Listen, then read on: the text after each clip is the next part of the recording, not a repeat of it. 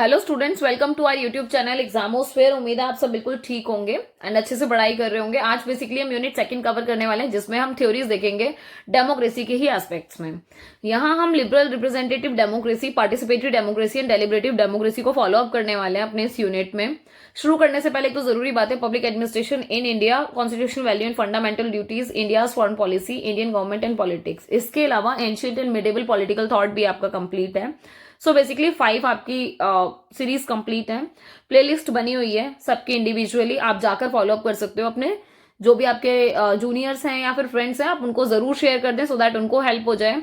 एक और सबसे इंपॉर्टेंट बात, बहुत सारे स्टूडेंट्स हैं जिन्होंने टेलीग्राम चैनल ज्वाइन नहीं किया है, so please do join this as well, because यहाँ पर सारी आपको इंपॉर्टेंट अपडेट्स या फिर जो भी फाइल्स वगैरह होती है, मटेरियल होता है रेलिवेंट, वो मैं यहाँ अपडेट कर देती हूँ।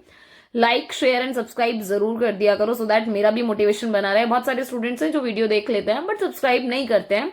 आप सब्सक्राइब कर देंगे सो आपको नोटिफिकेशन मिलता रहेगा, राइट, कि जो भी वीडियोस चल रही हैं या जो भी अपडेट आ रही है, सो वो जरूर कर लीजिएगा। इसके अलावा शुरू करते हैं इंट्रोडक्शन से। देखो, हम डेमोक्रेसी के एस्पेक्ट में पढ़ रहे हैं। ये बात सही है कि आप कोई भी कॉन्सेप्ट पढ़ोगे पॉलिटिकल थ्योरी का, हर टाइप में, हर चीज में आपको स्ट्रेंथ दिखाई देंगी, वीकनेस दिखाई देंगी। ठीक है, आ रही है बात समझ में? सो प्रो और कॉन्स हमेशा एग्जिस्ट करेंगे।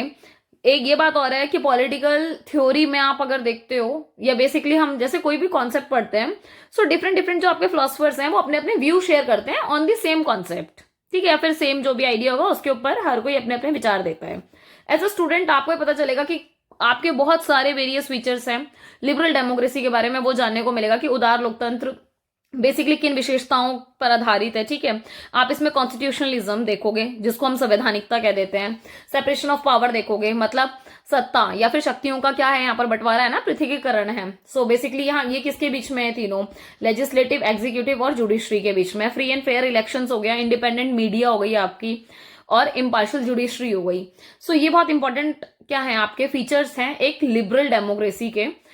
अब मैं आपको एक बात बताती हूँ, लिबरल रिप्रेजेंटेटिव जब हम डेमोक्रेसी कवर करते हैं, सो हिंदी वाले स्टूडेंट उदारवादी प्रतिनिधि लोकतंत्र इसको बोलेंगे। बट हिंदी वाले स्टूडेंट्स इस चीज का ध्यान रखें कि जो भी आप हिंदी में लिख रहे हो, इनकी ना ये जो एटलीस्ट ये टर्म्स हैं, इनको ब्रैकेट में इंग्लिश में लिख लो ताकि आप अवेयर रहो। कई बार शॉर्ट नोट्स में पूछ लेता है, और अगर बाय चांस उन्होंने ट्रांसलेशन के टाइम पर अगर सही ट्रांसलेशन नहीं होता समटाइम, या फिर ऐसा होता है कि ये लिबरल को ही वो हिंदी में ही ऐसे करके लिख के दे देंगे लिबरल।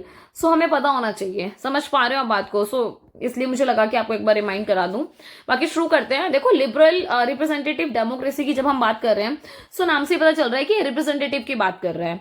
ये एक ऐसी फॉर्म ऑफ गवर्नमेंट है जहां पर एक पर्टिकुलर एरिया, जैसे मैं आपको एक एग्जांपल देती हूँ, जैसे ये पर्टिकुलर एरिया हो गया आपका। ठीक है, यहाँ पर बहुत सारे लोग रह रहे हैं इस एरिया में। ठीक है, यहीं से ही एक पर्सन इलेक्ट होगा। ठीक है, यहीं से ही निकल के आया होगा ये पर्सन डेफिनेटली। ठीक है, और ये पर्सन क्या करेगा, हम सबके बिहाफ पर या फिर इस पर्टिकुलर एरिया में रहने वाले लोगों के बिहाफ पर क्या करेगा, डिसीजन लेगा। सो इस चीज को समझने की जरूरत है। इसके अलावा जो आपका प्रिंसिपल है लिबरलिज्म का, वो मेजरली इसी पर फोकस करता है। वो प्रायोरिटाइज करता है किस चीज को, इंडिविजुअल के राइट्स को, फ्रीडम को और डेमोक्रेसी को, कि भाई कोई भी एक इंडिविजुअल है उसको राइट्स मिलने चाहिए, उसको फ्रीडम होनी चाहिए, और एक डेमोक्रेटिक कंट्री होनी चाहिए। या फिर आप जब लिबरल फॉर्म की बात करें तो definitely you are talking about democracy. Okay, so liberal democracy में जैसे ये जो राइट्स होते हैं, हम इनको लिबरल राइट्स कह देते हैं। सम टाइम ये बात सही है कि देखो, आपको कॉन्स्टिट्यूशन में बहुत सारे राइट्स प्रोवाइड कराए हुए हैं, ठीक है, आपकी डेमोक्रेटिक कंट्री में। बट कुछ अगर ऐसी चीजें रियलाइज होती हैं बाद में कि भाई ये कॉन्स्टिट्यूशन में नहीं है गिवन, या फिर गारंटीड नहीं है, सो आप ऐसे में क्या होता है, ऐसी चीजों को ना आप एक लॉ के थ्रू क्रिएट करते हो। ठीक है, जिसको हम बोल देते हैं स्टैट्यूटरी लॉ या फिर केस लॉ। इसके थ्रू आप क्या करते हो, उस चीज को इंट्रोड्यूस करते हो। अच्छा, और यही चीज है जिसकी वजह से क्या होता है, एम्पावरमेंट आती है। ठीक है, बहुत सारे सिविल इंस्टीट्यूशन हैं जो एडमिनिस्टर करते हैं, आपके जो डिफरेंट डिफरेंट राइट्स हैं उनको इन्फोर्स किया जाता है, मतलब लागू किया जाता है। अच्छा, जो लिबरल डेमोक्रेसीज हैं, ये बात सही है कि देखो, पर्टिकुलर टाइम पीरियड में क्या होता है, इलेक्शंस होते हैं, तो डिफरेंट डिफरेंट पीरियड में क्या होगा, एक सीरीज चलेगी कि हर एक पीरियड के बाद एक फिक्स टेन्योर होगा, जिसके बाद एक इलेक्शंस होंगे। ये बात सही है कि इलेक्शंस में डिफरेंट डिफरेंट आपको पॉलिटिकल व्यूज दिखाई पड़ते हैं, अपॉर्चुनिटीज होती हैं लोगों के पास, डिफरेंट डिफरेंट पार्टीज के पास, कि वो क्या कर सके, पॉलिटिकल पावर को अचीव कर सके। क्योंकि ये बात तो सही है कि पॉलिटिकल पावर होगी देन ही आप डिसीजन मेकर बन पाओगे ना, सो आपको आना पड़ेगा पावर में। इन प्रैक्टिस अगर देखा जाए तो ये जो इलेक्शंस हैं, नियरली हमेशा, मतलब ऑलवेज ऐसा ही होता है कि जो भी ग्रुप इसको जीतता है वो कहीं ना कहीं लिबरल डेमोक्रेसी को सपोर्ट करता है। मतलब ऐसा होता है कि आप ये देखो, अगर आप एक डेमोक्रेटिक कंट्री में हो, बहुत सारी आइडियोलॉजीज के लोग आपको दिखेंगे, डिफरेंट डिफरेंट पार्टीज होंगी, ठीक है, बट अधिकतर जीतेगी कौन? जो थोड़ा सा लिबरल डेमोक्रेसी की तरफ ज्यादा झुकाव होगा। अच्छा, और ये सिस्टम इस तरीके से खुद को परपेचुएट करता है, ठीक है, मतलब आप समझ रहे हो ना कि मेंटेन करके रखता है। ये जो टर्म है लिबरल या फिर लिबरल डेमोक्रेसी में जो हम टर्म लिबरल यूज कर रहे हैं, इसको हम ऐसा नहीं है कि गवर्नमेंट के आप एस्पेक्ट में फॉलो कर रहे हो, ठीक है, या फिर उसके डोमेन में ही फॉलो कर रहे हो डेमोक्रेसी को। समटाइम क्या होता है ना, ये पॉलिटिकल आइडियोलॉजी ऑफ लिबरलिज्म को भी फॉलो अप करता है। और ये बात समझ में, concept is different thing and ideology is different, ठीक है। सो इस चीज का थोड़ा सा ध्यान रखेंगे। इसके अलावा यहाँ एम्फेसाइज किया जाता है वही इंडिविजुअल के राइट्स पर। इंडिविजुअल के राइट्स को इम्यूनिटी मिलती है, इम्यूनिटी समझ पा रहे हो, आपकी पूरी सेफ्टी सिक्योरिटी मिलती है, गारंटी मिलती है, ठीक है। और एक बात और है कि ये कहीं ना मतलब ये ऐसी चीज है कि आप इसको आर्बिट्री एक्सरसाइज करते हो अथॉरिटी के थ्रू। अच्छा, प्रेजेंट टाइम में बहुत सारी आपकी डिफरेंट आइडियोलॉजीज हैं जो कहीं ना कहीं सपोर्ट कर रही है लिबरल डेमोक्रेसी को। जैसे एग्जांपल दिया है कंजर्वेटिज्म हो गया, क्रिश्चियन डेमोक्रेसी हो गई, डेमोक्रेसी है पर क्रिश्चियनिज्म का थोड़ा सा एस्पेक्ट या फिर थोड़ा सा क्या है, फेवर ऐड है, ठीक है। अच्छा, इसके अलावा और क्या है, सोशल डेमोक्रेसी की बात हो रही है, या फिर सम फॉर्म ऑफ सोशलिज्म भी इससे क्या है, इससे सब डोमेन में कहीं ना कहीं क्या करता है, रिफ्लेक्ट करता है। जो लिबरल डेमोक्रेसी है, आप ये देखोगे कि इसमें आप फॉर्म ऑफ कॉन्स्टिट्यूशनल या फिर रिपब्लिक कॉन्स्टिट्यूशनल मोनार्की देखते हो। मतलब लिबरल डेमोक्रेसी में भी दो टाइप आपको दिखाई पड़ती है सिंपल, जहां पर कॉन्स्टिट्यूशनल रिपब्लिक होगा या फिर क्या होगा, कॉन्स्टिट्यूशनल मोनार्क होगा। आ रही बात समझ में? मोनार्क मतलब वो राजा वाला, कि कॉन्स्टिट्यूशन भी है बट राजा भी है यहाँ पर, ठीक है। एक हो गया कॉन्स्टिट्यूशनल रिपब्लिक की कॉन्स्टिट्यूशन है बट राजा नहीं है, वहां पर रिपब्लिक तरीके से, गणतंत्र तरीके से काम हो रहा है। और इसको थोड़ा सा और अगर मैं थोड़ा सा और ब्रीफ करूं तो ये ऐसे ही जैसे आप इंडिया को देखते हो, हम यहाँ पर रिपब्लिक डे मनाते हैं ना, क्योंकि हमारे कॉन्स्टिट्यूशन को हम फॉलो अप कर रहे हैं, राइट। सो इस चीज को फॉलो अप करेंगे। अच्छा, इसके अलावा जो लिबरल डेमोक्रेसीज हैं वो कहीं ना कहीं यूनिवर्सल सफरेज की बात कर रही है, विच इज वोटिंग राइट, ठीक है, जो 18+ वाले दे सकते हैं, राइट। इसके अलावा वो जितने भी अडल्ट सिटीजन्स हैं, अच्छा, उनको आप मतलब ग्रांट्स देते हो, राइट टू वोट दिया हुआ है, मतलब regardless of ethnicity, sex, property ownership, race, age, sexuality, gender, income, social status और रिलीजन।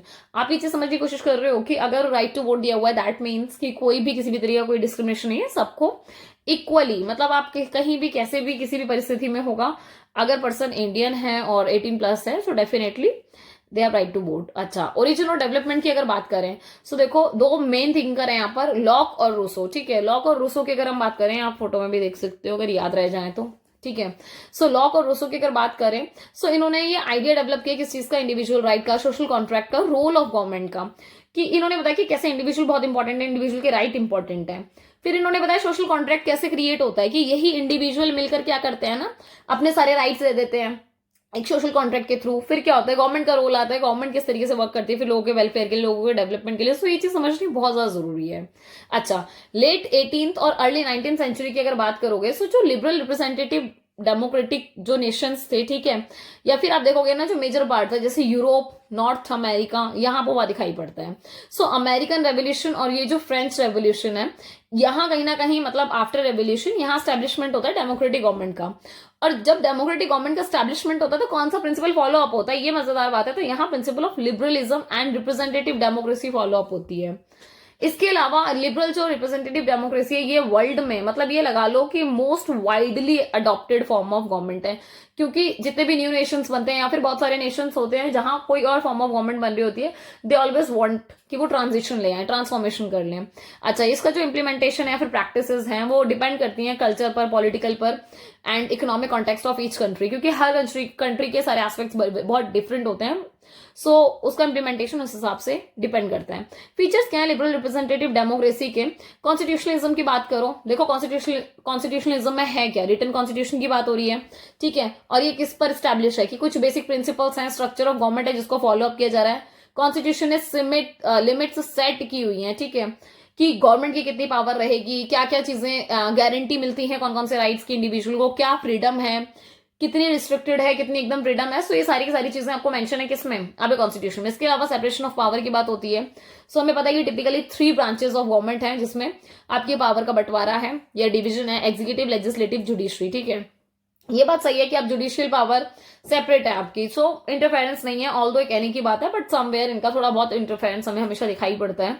सेपरेशन ऑफ पावर जो है वो इंश्योर करता है कि कोई भी ब्रांच ऑफ गवर्नमेंट ज्यादा पावरफुल ना हो जाए। देखो सेपरेशन ऑफ पावर का मतलब ही क्या है, क्यों लाया गया इस कॉन्सेप्ट को? इस कॉन्सेप्ट को लाया इसलिए गया कि एक तो सब अपने अपने काम में ध्यान दें, कि कोई किसी काम में दखलंदाजी ना करे। दूसरी बात क्या है कि चीजें बैलेंस रहे, ऐसा ना हो जुडिशरी बहुत पावरफुल हो जाए या फिर एग्जीक्यूटिव बहुत पावरफुल हो जाए या लेजिस्लेटिव। सो इन सारी चीजों को ध्यान में रखने के लिए बहुत ज्यादा जरूरी था कि भाई साहब बैलेंस बना रहे हैं, ठीक है। अच्छा, फ्री एंड फेयर इलेक्शंस की बात हो रही है। सो लिबरल जो रिप्रेजेंटेटिव डेमोक्रेसी है ये इस प्रिंसिपल को फॉलो अप करते हैं कि भाई यहाँ कौन सा प्रिंसिपल फॉलो अप हो रहा है, पॉपुलर सॉवरेनिटी का हो रहा है। सो इसका मतलब ये कि जो अल्टीमेट पावर है वो किसके पास है? लोगों के पास है, ठीक है। वो एबल है अपना डिसीजन लेने के लिए खुद से। सो आप उनको राइट टू वोट दो, अपने हिसाब से वो अपनी सरकार को चुन लेंगे। प्रोटेक्शन ऑफ इंडिविजुअल राइट की और फ्रीडम की बात हो रही है। सो यहाँ बहुत ज्यादा फोकस किया जाता है, प्रायोरिटीज दी जाती है इंडिविजुअल के राइट को, फ्रीडम को, कि भाई वो अपनी वही जो मेजर फोकस एरिया कौन सा है, इंडिविजुअल की फ्रीडम ऑफ स्पीच हो गई, freedom of religion, freedom of the press, ये हमेशा मेंटेन रहे। रूल ऑफ लॉ की बात हो रही है। सो यहाँ पर वही वाली बात है कि ये जो लिबरल रिप्रेजेंटेटिव डेमोक्रेसी है यहाँ पर कौन सा कानून चलता है? तो कानून का शासन चलता है बेसिकली, राइट। इसके अलावा ये बात सही है कि ये सबके लिए इक्वल है, मतलब सिटीजन, अगर आप इंडिया के सिटीजन हो और आप इंडिया में रह रहे हो, सो दैट मीन्स कि आपको ये फॉलो अप करना ही पड़ेगा, ठीक है। अच्छा, चाहे गवर्नमेंट हो या फिर मतलब ये वो वाली बात है सिंपल कि चाहे कोई आम आदमी होगा, चाहे कोई सरकार होगी, सरकार का कोई बेटा होगा, कोई भी होगा XYZ, चाहे वो बहुत वीआईपी पर्सन हो चाहे नॉर्मल पर्सन हो, उसके लिए लॉ सबके लिए इक्वल रहेगा, सेम रेगुलेशन फॉलो अप किया जाएगा। टाइप्स क्या है लिबरल रिप्रेजेंटेटिव डेमोक्रेसी के, वो थोड़ा सा देख लेते हैं। देखो ये बहुत इंपॉर्टेंट पार्ट है, प्रेसिडेंशियल डेमोक्रेसी और एक है parliamentary democracy.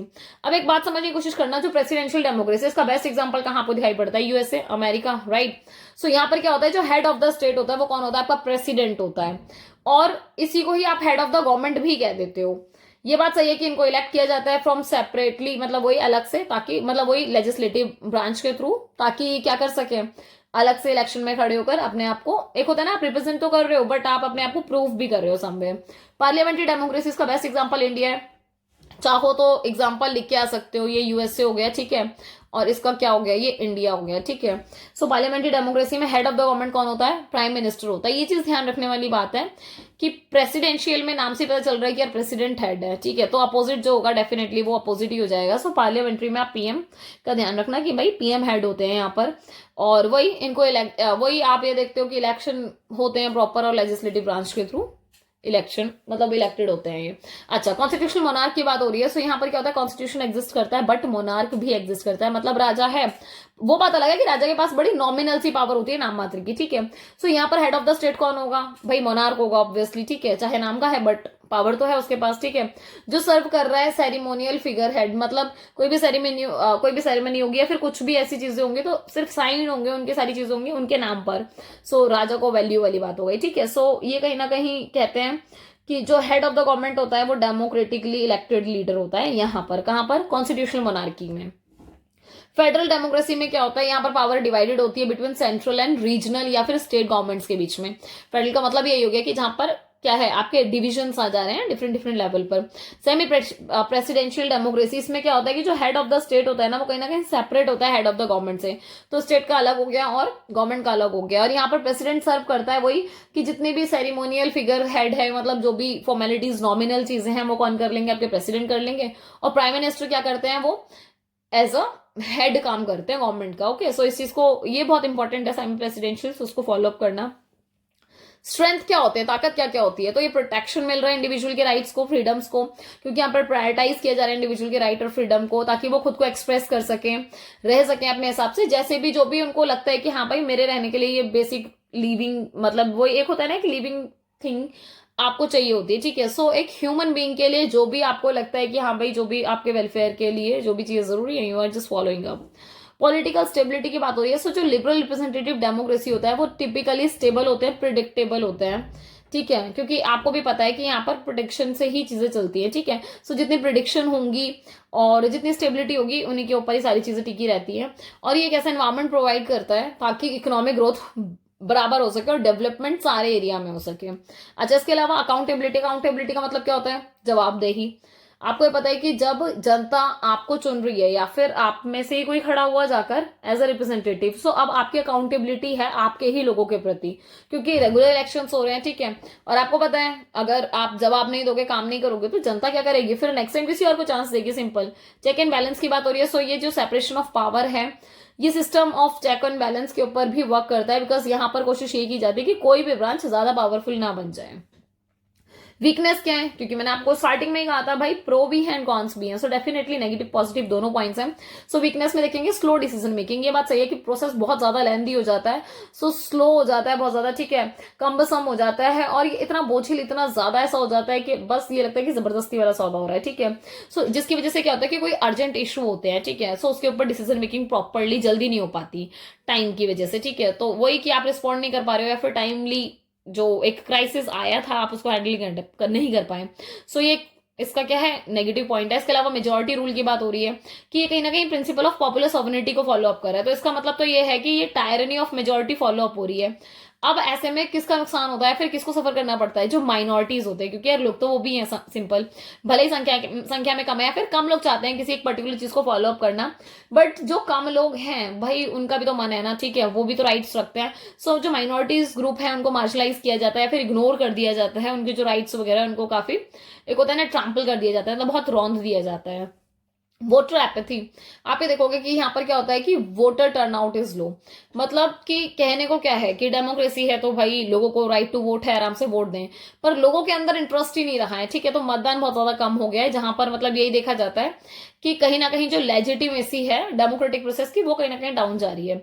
Money in politics, ये बात सही है कि भाई मनी को इन्फ्लुएंस करने के लिए बहुत ज्यादा यूज किया जाता है, और ये सबसे मेजर प्रॉब्लम है लिबरल रिप्रेजेंटेटिव डेमोक्रेसीज में, क्योंकि जो वेल्दी इंडिविजुअल या फिर कॉर्पोरेशन होता है वो कहीं ना कहीं क्या करता है, अपने फाइनेंशियल रिसोर्सेज को यूज कर लेता है इलेक्शंस को इन्फ्लुएंस करने के लिए। वो चीज बहुत समझने की जरूरत है।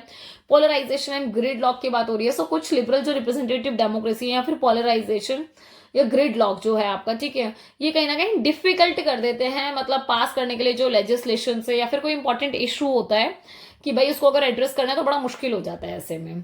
इसके अलावा लिमिटेड पार्टिसिपेशन, ये बात सही है कि ये कहीं ना कहीं कहने को तो पॉपुलर सॉवरेनिटी को फॉलो अप कर रहा है, पर ये बात सही है ना कि जितने भी सिटीजन्स हैं सबको पॉलिटिकल एक्सेस तो नहीं है ना पॉलिटिकल प्रोसेस का, कि हर कोई आए और आके पार्टिसिपेट करे, अपनी एडवाइस दे या फिर खुद से डिसीजन मेकिंग करे, तो it is not possible, right. तो ये लिमिटेड पार्टिसिपेशन हो गया।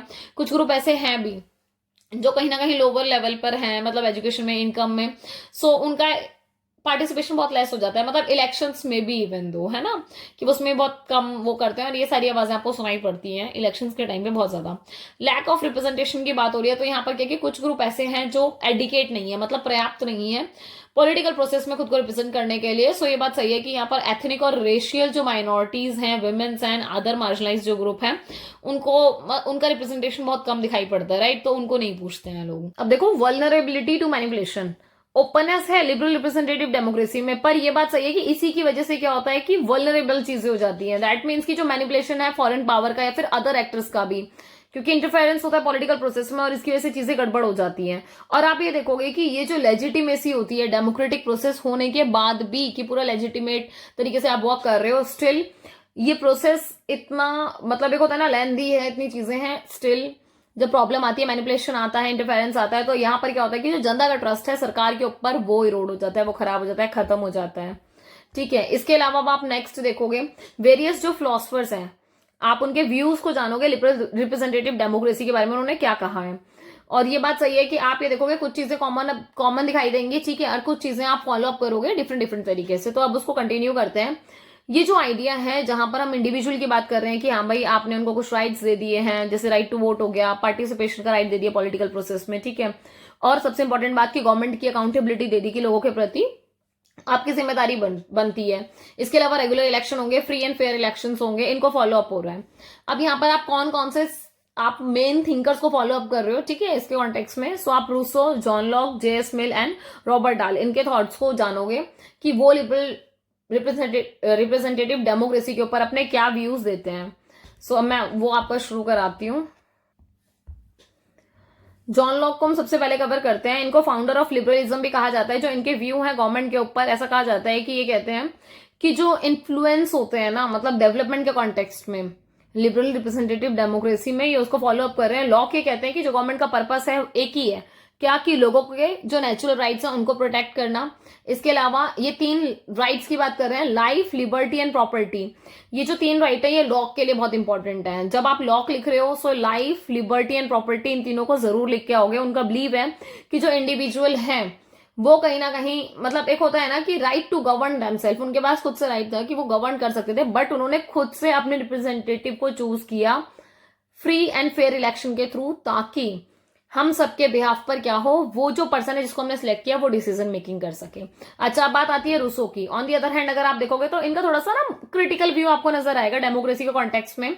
ये बात करते हैं कि जब डेमोक्रेसी की हम बात कर रहे हैं सो ओनली जो लेजिटिमेट फॉर्म ऑफ गवर्नमेंट है ये उसको बिलीव करते हैं, पहली बात। दूसरी बात वो ये कह रहे हैं कि ये तभी सक्सेसफुल हो सकती है जब लोग virtuous and acted in the common good, मतलब कि जो भी चीजें हो रही हैं वो कॉमनली गुड, मतलब ऐसी चीज हो जो सबका भलाई हो, जिसमें ठीक है ऐसा ना हो कि पर्टिकुलर को फॉलो अप किया जा रहा हो। इसके अलावा नेक्स्ट है आपका रूसो क्या कहते हैं कि सोसाइटी में जब आप इंडिविजुअल की बात करते हो तो वो कहीं ना कहीं सेल्फ इंटरेस्ट की बात करते हैं, ठीक है। सो गवर्नमेंट कहीं ना कहीं करप्ट हो जाती है जब बात आती है सेल्फ इंटरेस्ट की, मतलब कि मान लो सरकार को हमने चुना हमारी भलाई के लिए। डेमोक्रेसी गवर्नमेंट में क्या है कि भाई आपकी भलाई के लिए कार्य होगा, बट अगर सरकार चुनने के बाद भी चीजें नहीं हो पा रही हैं, दैट मीन्स की चीजें करप्ट हो चुकी हैं, और ये चीजें ना बहुत ज्यादा टाइम तक लोगों को सर्व नहीं कर सकती, क्योंकि आप अपना ही हित देखोगे, अपनी ही भलाई करोगे, ना कि जनता की। ऑल दो लाया आपको जनता की भलाई के लिए, ये वो एक अलग बात है। सो ये बिलीव करते हैं कि जो इंडिविजुअल हैं उनको सरेंडर कर देना चाहिए अपने इंडिविजुअल इंटरेस्ट को, ताकि पूरी कम्युनिटी का बेनिफिट हो सके।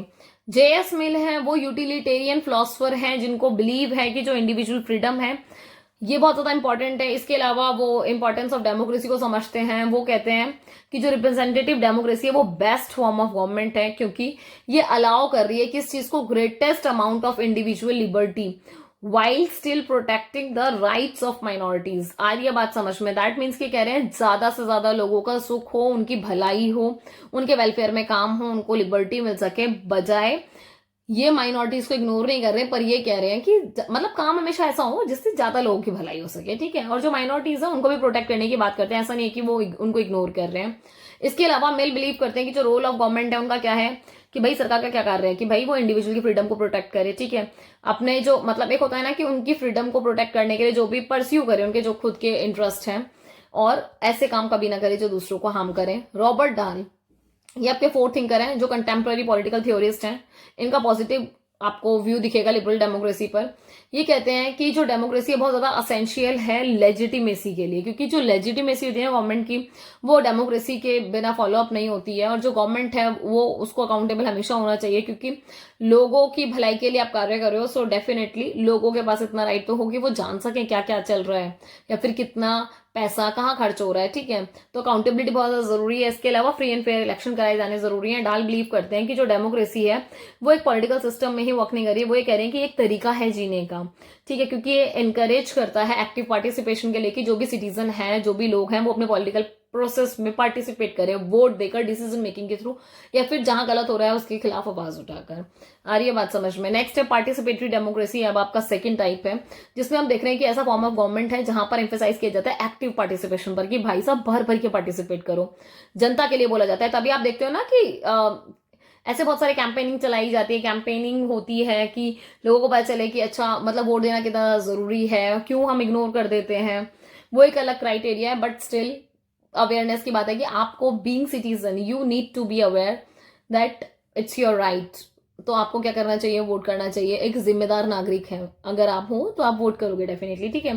अच्छा, डिसीजन मेकिंग के आप मतलब कहीं ना कहीं भागीदारी होते हो ना इनडायरेक्टली।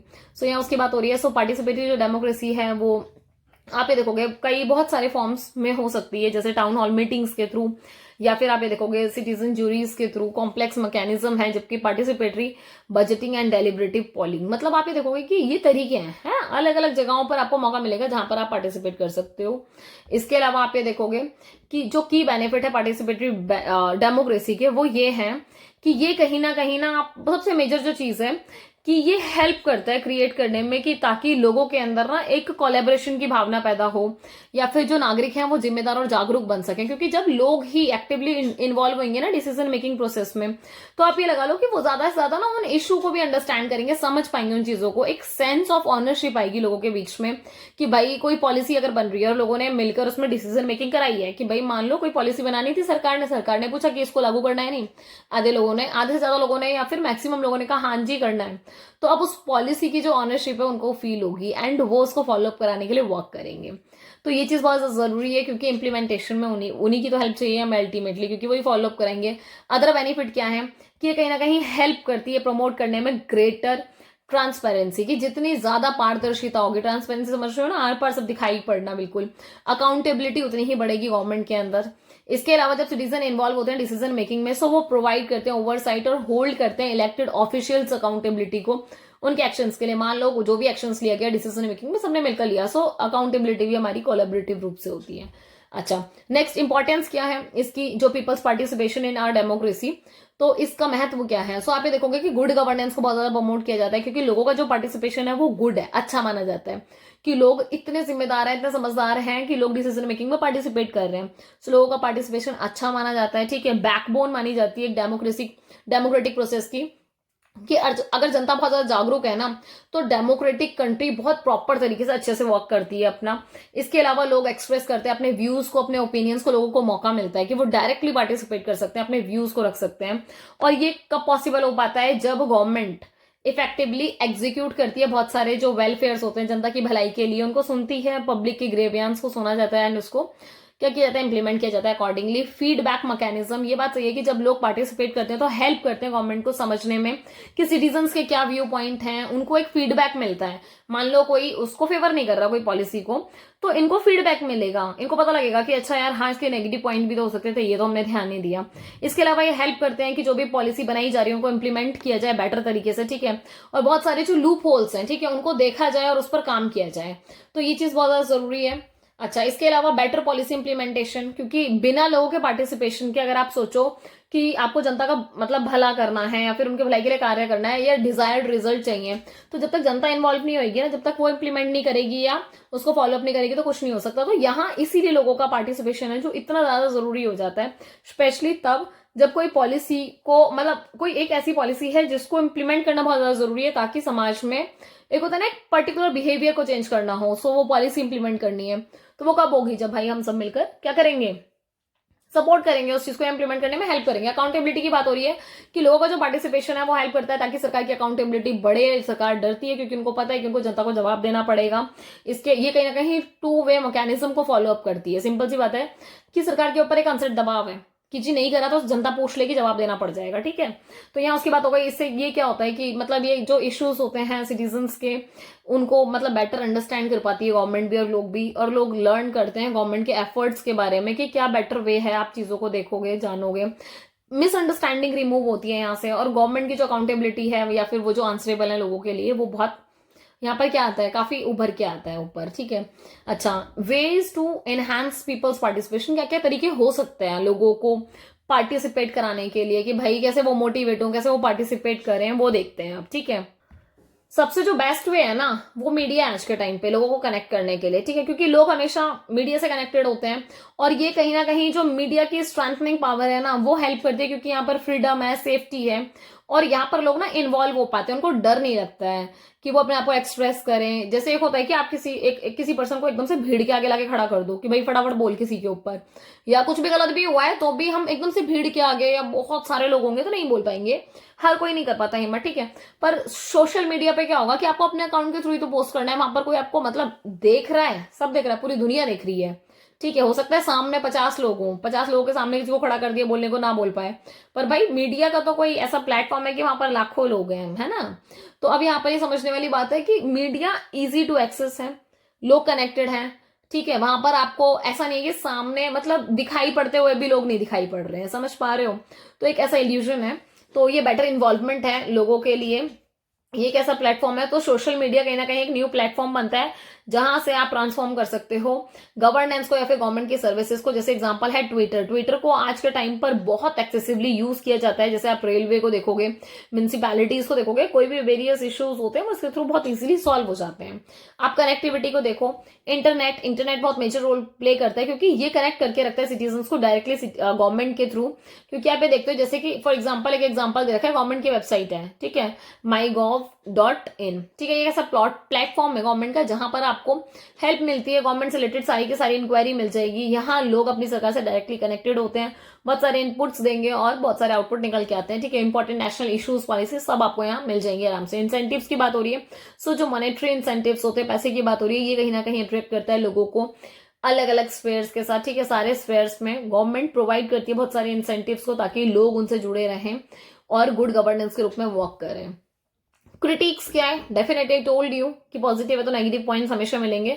सो जो वन क्रिटिसिज्म जो मेजरली फॉलो अप किया जाता है कि ये बहुत प्रैक्टिकल नहीं है लार्ज स्केल पर, क्योंकि जब आप बात करो कि भाई जनता आकर पार्टिसिपेट करे, खुद से डिसीजन मेकिंग कराए, इंप्लीमेंट कराए, तो ये ना छोटे स्मॉल पॉपुलेशन के लिए तो बहुत अच्छा है, पर बड़ी कंट्री के लिए बहुत ज्यादा फ्रूटफुल नहीं है, वहां फॉलो अप नहीं हो पाएंगे, ठीक है। एक ऐसी सोसाइटी जहां पर मिलियंस में लोग रहते हैं, तो वहां कैसे पॉसिबल हो पाएगा कि हर कोई आए, पार्टिसिपेट करे, डिसीजन मेकिंग में अपनी बातें रखे, अपने पॉइंट्स क्लियर करे? Definitely it is not possible, right. So ये बहुत ज्यादा जरूरी हो जाता है कि ये जो कॉम्प्लेक्स पॉलिसी एरिया है, अगर आप वहां देखोगे तो, या फिर फॉरेन पॉलिसी, इकोनॉमिक पॉलिसी, जिसको आप स्पेशलाइज्ड कर देते हो, जो कि बहुत ज्यादा जरूरी भी है कहीं ना कहीं, है ना, पर यहां पर इसके कॉन्टेक्स्ट बहुत डिफरेंट हो जाते हैं। नेक्स्ट है अनदर जो क्रिटिसिज्म आप देखोगे यहाँ पर क्या, टाइम कंज्यूमिंग हो सकता है और इनएफिशिएंट भी हो सकता है, क्योंकि यहाँ पर क्या होता है कि डिसीजन मेकिंग थोड़ी स्लो हो जाती है। इसके अलावा जो डेलिब्रेटिव प्रोसेस है, ये क्या करता है, एक्सटेंसिव कंसल्टेशन और डिबेट बढ़ा देते हैं सिटीजन के बीच में, क्योंकि कुछ लोग फेवर करेंगे, कुछ लोग अगेंस्ट करेंगे, तो बड़ा मुश्किल हो जाता है, ठीक है। इसके अलावा डिले होता है इसकी वजह से डिसीजन मेकिंग में, और यहाँ पर बहुत मुश्किल हो जाता है कि क्विकली रिस्पॉन्ड किया जाए अगर कोई अर्जेंट इशू है, अनएक्सपेक्टेड इवेंट अकर हो गया है, एकदम से आ गई है कोई प्रॉब्लम, सो उसके लिए डिसीजन मेकिंग करना है, सो डेफिनेटली बहुत मुश्किल हो जाता है। इसके अलावा एक और क्रिटिसिज्म आप ये देखोगे कि जो मैनिपुलेशन की बात हो रही है, फिर कोर्शन की बात हो रही है ना, कि यहाँ पर वही कह रहे हैं कि भाई हेर फेर हो जाए या फिर जोर जबरदस्ती की बात हो जाए, सो वो यहाँ बहुत दिखाई पड़ता है। इसके अलावा जो पार्टिसिपेटरी डेमोक्रेसी, जहां पर सिटीजन एक्सपेक्टेड है कि वो पार्टिसिपेट करेंगे डिसीजन मेकिंग प्रोसेस में, बट ये बात सही है कि सारे सिटीजन के पास इक्वल एक्सेस नहीं होता इन्फॉर्मेशन का या फिर रिसोर्सेज का, कि हर बंदा हर चीज पर बोल पाए, तो ये चीज समझने की जरूरत है। इसके अलावा बहुत सारे फिलोसफर्स हैं जिन्होंने पार्टिसिपेटरी डेमोक्रेसी के ऊपर अपने व्यूज दिए हैं, ठीक है। आप यहाँ प्लेटो को देखोगे सबसे पहले, सो प्लेटो बिलीव करते थे पार्टिसिपेटरी डेमोक्रेसी में, ये बात मेंशन करके आना अगर पार्टिसिपेटरी पूछे तो, ठीक है। पी से पार्टिसिपेटरी, पी से प्लेटो, इस चीज को ध्यान रख लो, ठीक है। इन्होंने वही कहा कि जो पार्टिसिपेटरी डेमोक्रेसी होती है वो मतलब लीड करती है to chaos to and disorder को, ठीक है। वो वही जो अराजकता और अव्यवस्था है जो उसको कहीं ना कहीं जन्म दे रही है।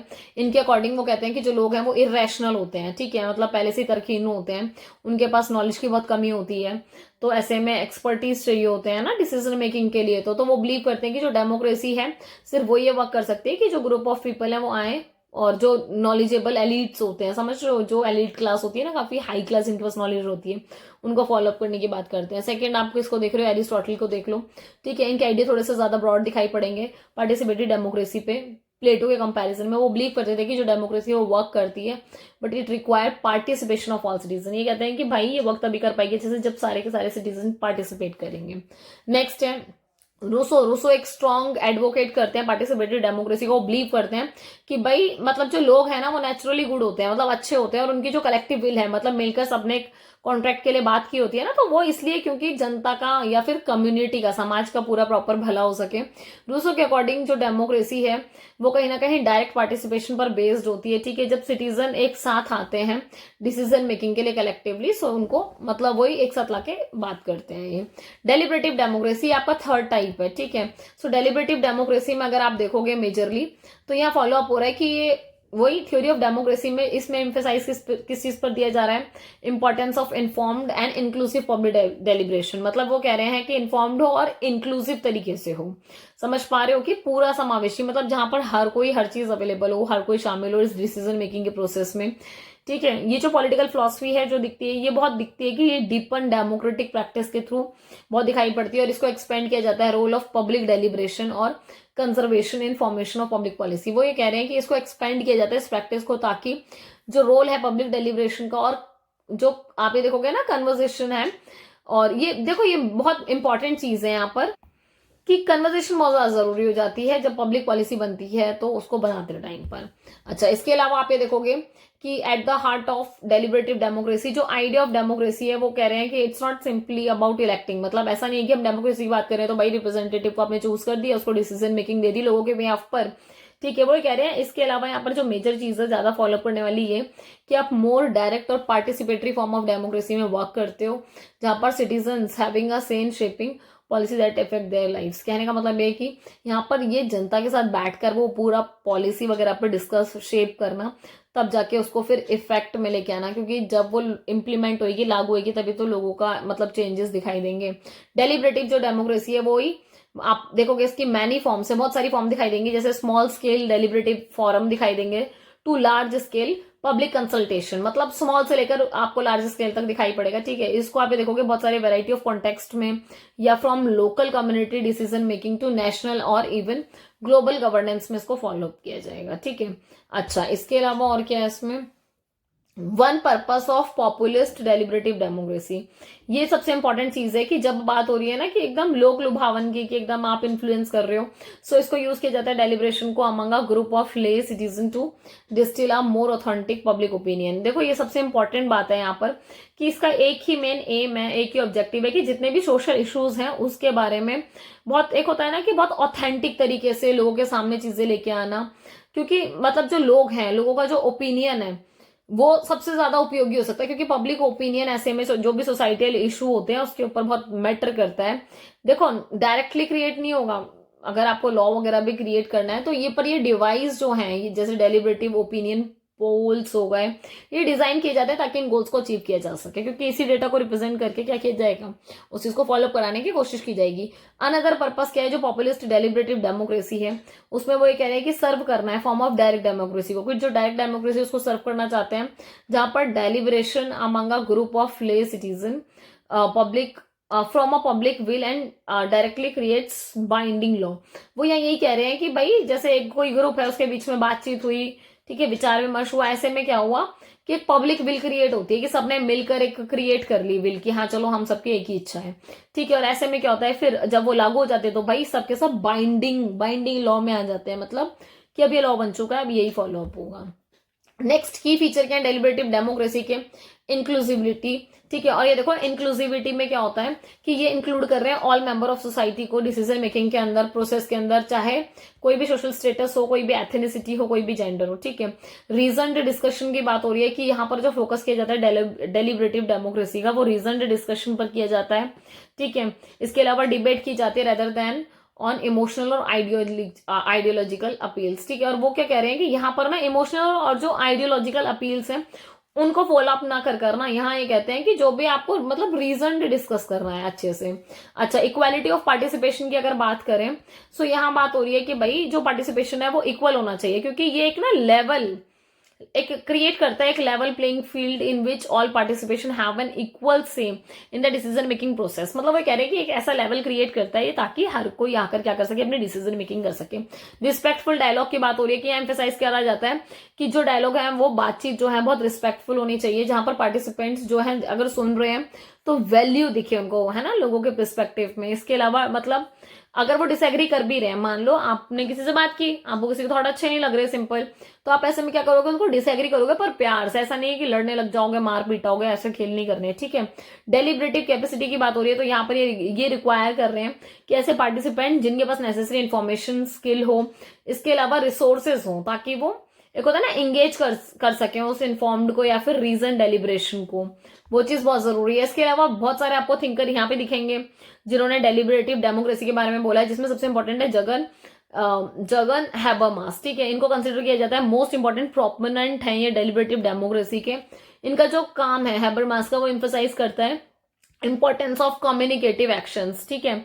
और रैशनल डिस्कोर्स की बात कर रहे हैं ये किस चीज में, डेमोक्रेटिक सिटीजन मेकिंग में, कि किस तरीके से कम्युनिकेशन बहुत ज्यादा जरूरी है। और इसके अलावा जो तर्क संगत की बात हो रही है, जो प्रवचन, उनकी बात हो रही है, ठीक है। अच्छा, हैबरमास जो है वो बिलीव करते हैं कि जो कम्युनिकेशन है फाउंडेशन है डेमोक्रेटिक लेजिटिमेसी का, बिकॉज क्योंकि वो ये देखते हैं कि भाई अगर कम्युनिकेशन नहीं होती तो किस तरीके से इसकी फाउंडेशन रखी जाती है। इसके अलावा वो ये भी कह रहे हैं कि जो इंडिविजुअल है वो एक्सप्रेस करता है अपने ओपिनियन को, एंगेज करता है क्रिटिकल डिस्कशंस को दूसरों के साथ, जो कि बहुत ज्यादा जरूरी है। और ये जो कम्युनिकेशन है कहीं ना कहीं बहुत ज्यादा इफेक्टिव है, क्योंकि ये फ्री है, free from domination manipulation, free है पूरे तरीके से, कोई मैनिपुलेशन है, कोई डोमिनेशन नहीं है, बिल्कुल आराम से फ्री हैंड होकर you can speak and right. अच्छा, इसके अलावा और क्या है, हैबरमास जो है वो आर्ग्यू करते हैं डेमोक्रेटिक डिसीजन मेकिंग के लिए। वो ये कहते हैं कि भाई ये ना रीजन के बिहाफ पर होनी चाहिए, फ्री एक्सचेंज ऑफ आइडियाज होनी चाहिए यहाँ पर।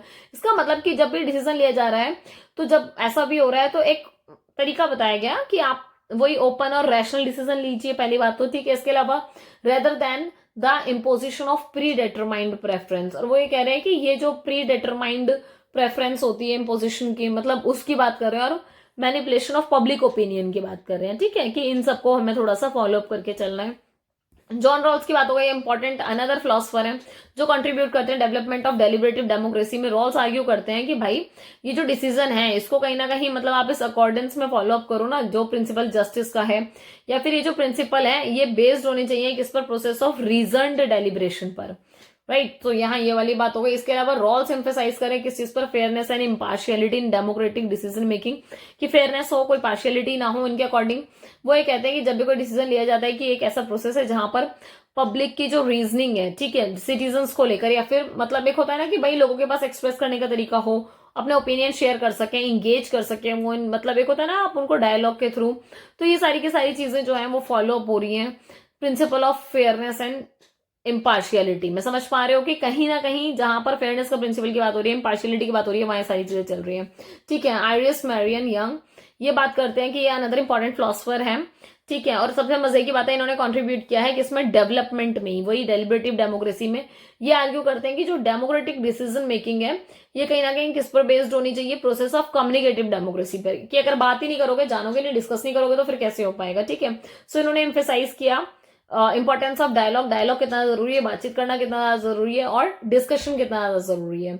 समरी अगर देखी जाए, सो जो डेमोक्रेसी है वो कहीं ना कहीं रेफर की जा रही है एक सिस्टम ऑफ गवर्नमेंट के लिए जहां पर जो पावर है लोगों के हाथ में, फ्री एंड फेयर इलेक्शन कराए जा रहे हैं, बहुत सारे डिफरेंट टाइप ऑफ डेमोक्रेसी हमने देखी, लिबरल, पार्टिसिपेटरी, डेलिब्रेटरी, ठीक है। लिबरल डेमोक्रेसी हमने देखा वो इंडिविजुअल फ्रीडम को फॉलो कर रहे हैं, स्पीच दे रहे हैं, मतलब freedom of speech, freedom of assembly मिल रही है लोगों को, चेक एंड बैलेंस मेंटेन किया जा रहा है ताकि गवर्नमेंट जो है, मतलब गवर्नमेंट का जो फॉर्म है वो इस तरीके से वर्क करे ताकि कोई भी किसी पर पावरफुल ना हो जाए। इसके अलावा जो पार्टिसिपेटरी डेमोक्रेसी है हमने देखा कि उसमें डायरेक्ट इन्वॉल्वमेंट होती है सिटीजन्स की डिसीजन मेकिंग में। इसके भी बहुत सारे फॉर्म्स देखे, जैसे सिटीजन असेंबलीज में, रेफरेंडम, कम्युनिटी मीटिंग्स होती है, वहां पर जाकर ये क्या कर सकते हैं, अपना पार्टिसिपेशन दिखा सकते हैं। और ये जो गोल है इसका मतलब यही है इस गोल में कि सिटीजन्स को मतलब कहीं ना हेल्प कर रहे हैं डिसीजंस लेने के लिए। डेलिब्रेटिव जो डेमोक्रेसी वहां की बात हो रही है, एम्फेसाइज किया जा रहा है importance of informed and respectful decision, मतलब वही कि इन्फॉर्म करके लिया जाए और रिस्पेक्टफुल डिसीजन लिया जाए। और यहाँ पर डिबेट की बात होती है कि डिसीजन मेकिंग प्रोसेस में डिबेट ही चल रही है, ठीक है। सो ये आपका पार्ट हो गया कंप्लीट यूनिट 2 का। Thank you so much last तक बने रहने के लिए। लास्ट 2 यूनिट और बचती है, 3rd एंड 4th में बहुत जल्दी उसको भी अपलोड कर दूंगी, ठीक है। बाकी लाइक शेयर एंड सब्सक्राइब कर देना, टेलीग्राम चैनल जरूर से ज्वाइन कर देना। बाकी लास्ट तक बने रहने के लिए बहुत बहुत धन्यवाद आपका। बाकी पढ़ते रहिए, आगे बढ़ते रहिए, मिलते हैं नेक्स्ट वीडियो में बहुत जल्द, बाय।